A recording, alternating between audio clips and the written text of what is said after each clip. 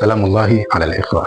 Leo katika jifunze lugha na babu yangu ni kuhusu tofauti kati ya maneno matatu ya lugha ya Kiarabu, maneno ambayo ni yatimun, latimun na ajiyun. Ilikuwa ni baada ya kurejea masomoni kutoka katika likizo ya mwezi wa 12, likizo ambayo ilikuwa ni kubwa sana shuleni kwetu.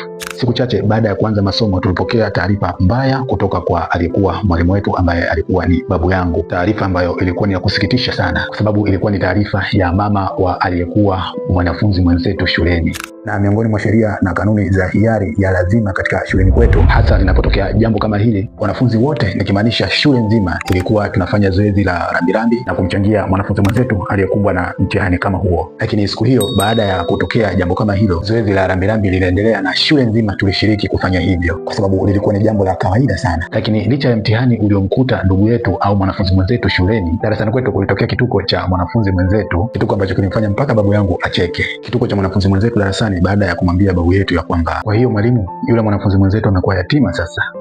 Na kitu ambacho kilimfanya babu yangu acheke baada ya kuambiwa hivyo ni usiriasi na sura ya huzuni aliyoionyesha yule mwanafunzi mwenzetu alipomwambia mwalimu ambaye alikuwa ni babu yangu. Na kwa kawaida lugha ya mawasiliano ambayo ilikuwa inatumika shuleni kwetu ni lugha moja tu, ambayo ni lugha ya Kiarabu. Kwa hiyo babu yangu baada ya kuambiwa hivyo na yule mwanafunzi mwenzetu darasani, alipinga na akasema, hapana, sio yatima. Basi kwa mshangao darasa liliuliza, sio yatima mwalimu? Sio yatima kivipi? Babu yangu alikuwa amekaa chini, lakini baada ya kuulizwa kwa mshangao swali kama hilo, alisimama na akaanza kutembea tembea kidogo kidogo, huku akinyoosha miguu yake, kisha akajibu, ndiyo, sio yatima. Na akaendelea kusema kwamba nimesema sio yatima kwa sababu amefiwa na mama.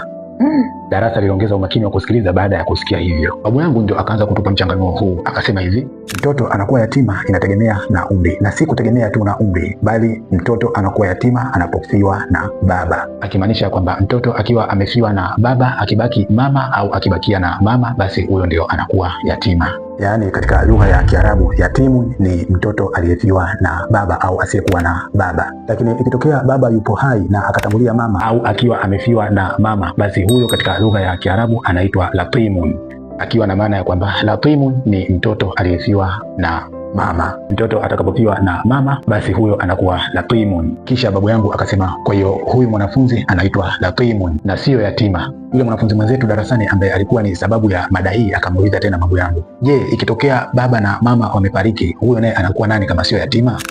Babu yangu akatabasamu kisha akamwambia, hapana, bado sio yatima. Mtoto anapofiwa baba na mama, huyo katika lugha ya Kiarabu anaitwa ajiyun. Hivyo basi rasmi darasani tukafahamu ya kwamba mtoto anapofiwa na baba anaitwa yatima, na mtoto anapofiwa na mama anaitwa latimun, na mtoto anapofiwa na wazazi wote wawili anaitwa ajiyun.